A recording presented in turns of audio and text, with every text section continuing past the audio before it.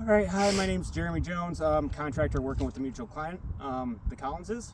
I don't have the claim number on hand, but we're here on site right now.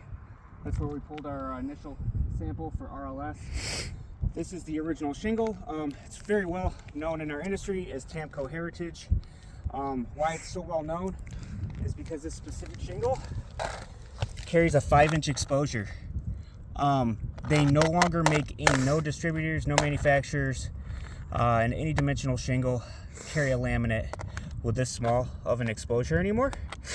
RLS somehow decided to recommend this Titan shingle, much newer shingle. As you can see, there's a huge, well here, let's be fair about it. We'll line the actual exposures up. The exposures almost an inch. I want to say it's about 5/8 of an inch is what we've had to cut off the headlap and the actual exposure to try to make it fit in the hole, because as you can see, I haven't done anything other than cut some of the length, because the length was way too long as well. So we cut the lengths of it, which is mostly sometimes acceptable with shingle manufacturers. They understand you're gonna cut them where you have to stop. When you run out of room, you got to trim it. But that's understandable. Unfortunately, these are not made to shorten in actual width. And what I mean by that is the only way to make this thing fit in this hole, because as of right now, other than cutting the length on it, if I want this to go where the old shingle went, I'm going to put it up in here.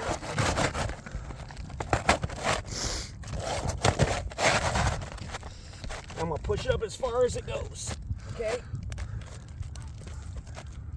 I may have trimmed too much fat, but on here, I can get tighter, but as you can see, that's not how this is supposed to line up as a system. The exposures are totally different, totally incorrect.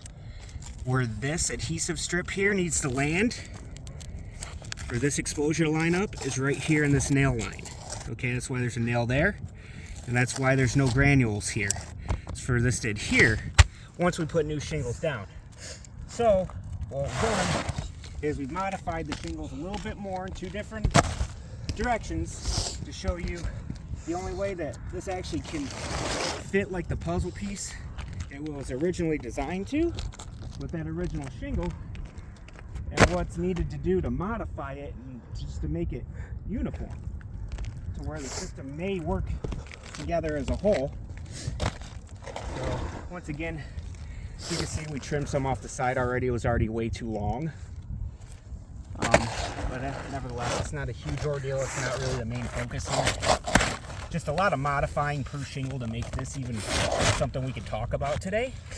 Now see, what we did is we cut a little bit off the top, about 5/8 of an inch off the top, so that we can get all this to line up at the bottom, right? What the problem is with that is look what we're adhering to. Our nail strip is landing on granules. It's overlapping the actual shingle exposure itself. That was made to be exposed, not to be adhered to. And this shingle will never adhere to it. It won't operate properly. And this is actually not supported by any manufacturer installation instructions. That's something that we're supposed to be doing.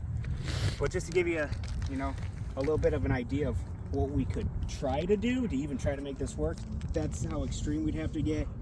And that's just not acceptable.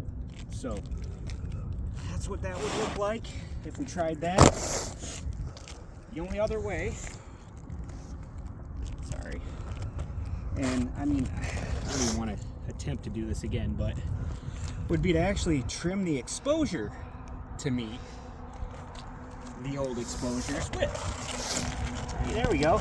We do it this way, we get to keep our nail line and our adhesive, right? And the actual exposure looks the same, looks good. Man, the headlamp's still pretty long, huh?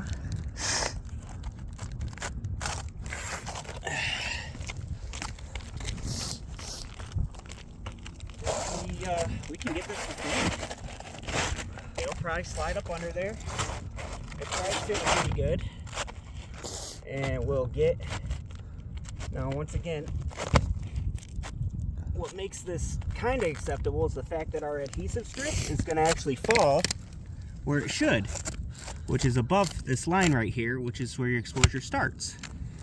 So would this adhere again? Absolutely. So that meets that. But here's the problem. What we've done is we've had to cut off an area of the shingle where you're not supposed to. And now all this is, I mean, I can already, you've just exposed it to the elements, and all this is going to do is start to rot away from the bottom up and weather out prematurely, failing.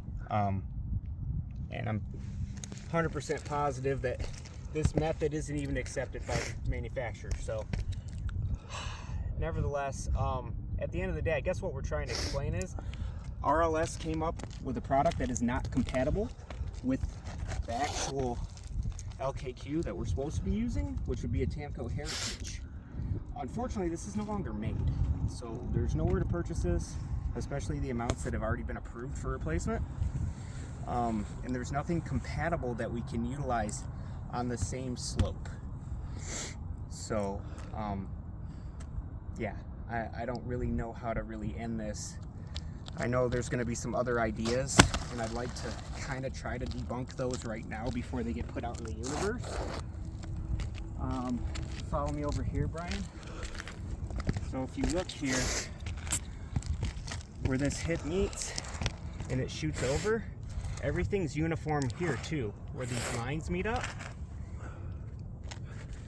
If we try to leave that slope alone and not do anything with it, because I don't think all the slopes are approved on this, and say, okay, well, maybe you can't do them individually, but you can do a slope at a time and not touch this. But then what we're going to do is we're going to create different widths of exposure if we install this correctly, to where, one, it's less rows, two, the rows are going to stagger off 1 inch at a time, to where this looks totally different than any other slope. It's gonna be a total eyesore. But that's pretty much it. I just wanted to show how this is not a repair that we can do with a recommended shingle. Normally when we run into these scenarios with this type of material, it's kind of a no-brainer to where we know we can't do any types of repairs, and it just comes back discontinued, and there is no reasonable substitute. So it's kind of where we're at.